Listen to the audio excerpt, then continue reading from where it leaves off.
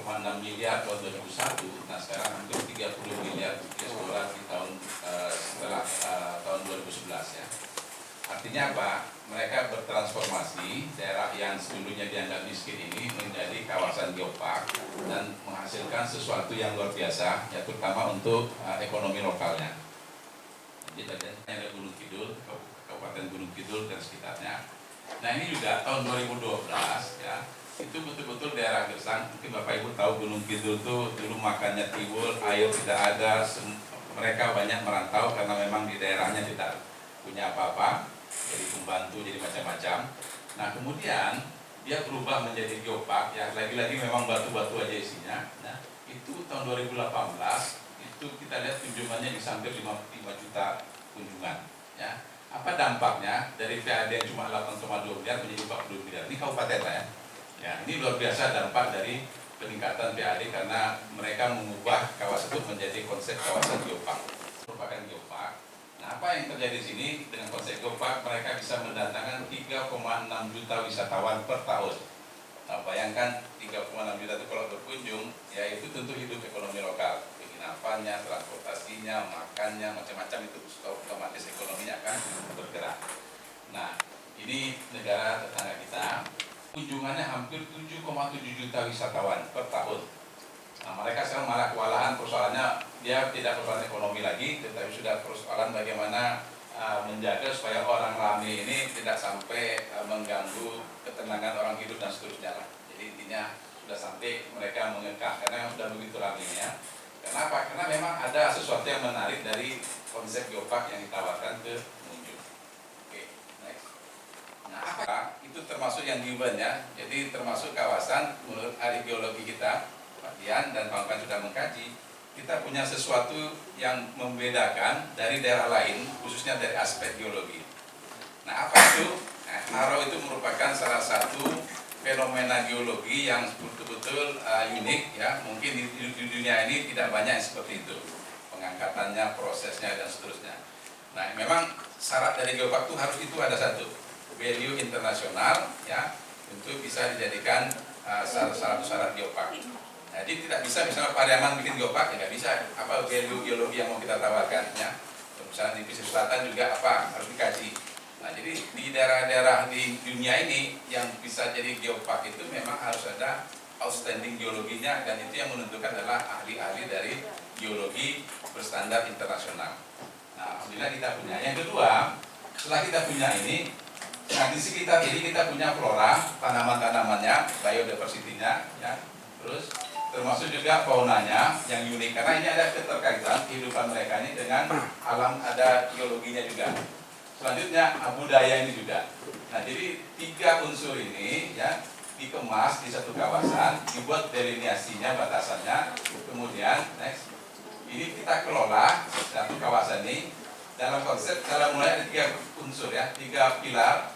Pertama konservasi. Apa artinya konservasi? Semua yang ada ini harus berkelanjutan ya, tidak boleh ada yang hilang atau rusak ya.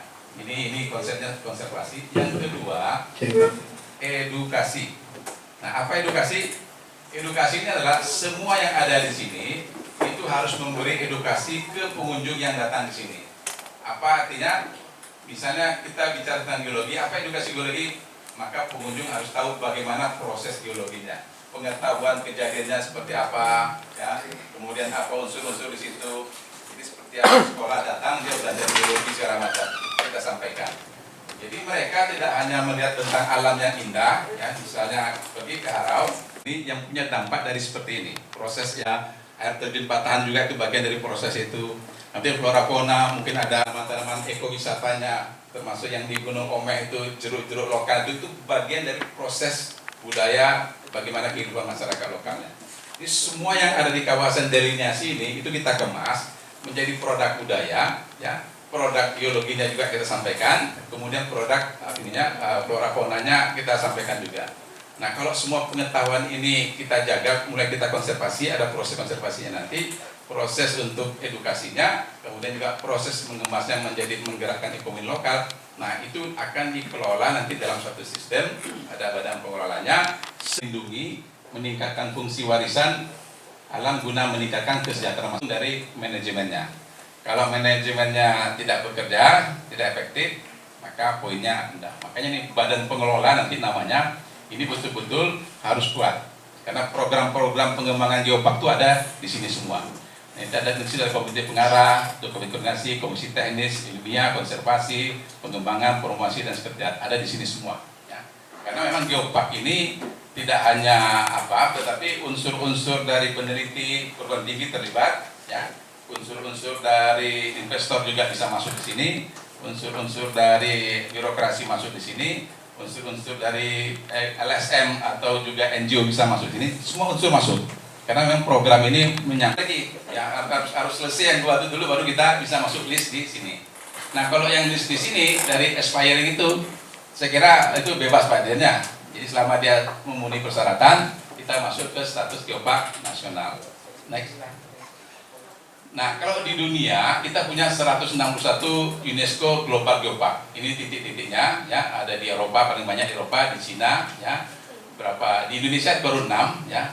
Indonesia baru 6, ya. Jadi titik-titik ini adalah kondisi geopark secara global. Nah, next. Nah, terus kita punya rencana untuk mengajukan geopark ke UGG. Nah, kita akan gabung semuanya, Pak. Jadi konsep kita ini juga kita sudah coba rancang. Cek lanjut, Pak.